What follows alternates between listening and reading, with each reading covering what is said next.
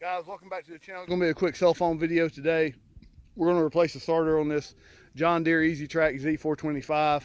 It's not super hard, but it's also not super easy. There's a few tricks to access the starter. First thing you're going to have to do is take this top cover off. There might be a set screw right here, and then two little push-in tabs right here on each side. That will come off.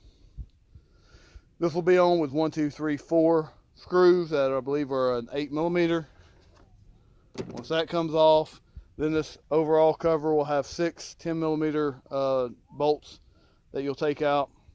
Once you take those out, you can see where they are on the sides. Once you take that out, this will just pop off as a whole piece. Now you have access to the motor. The starter is going to be on the side closest to the oil fill or the dipstick. Make sure that you disconnect the starter. You can see I've disconnected the starter. And then there should be 2 bolts holding this bracket on, one on each side.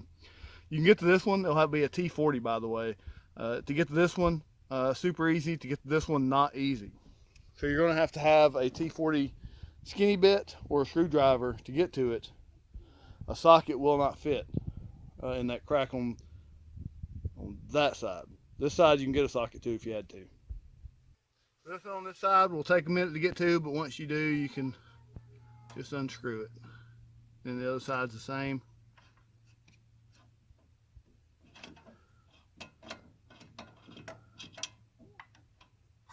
And you'll see it came out right there. I'll have to grab it with some pliers, but it's a little tiny screw.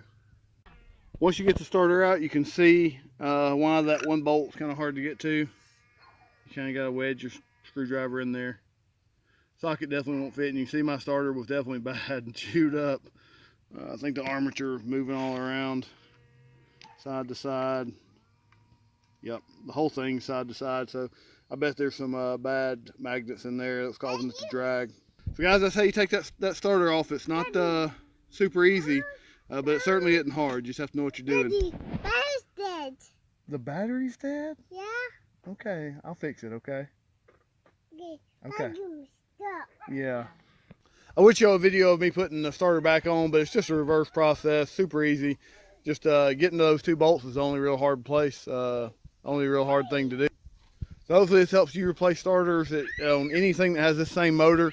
This is the Briggs and Stratton. Guys, if you like simple repair videos, then please subscribe to Lonesome XJ as well.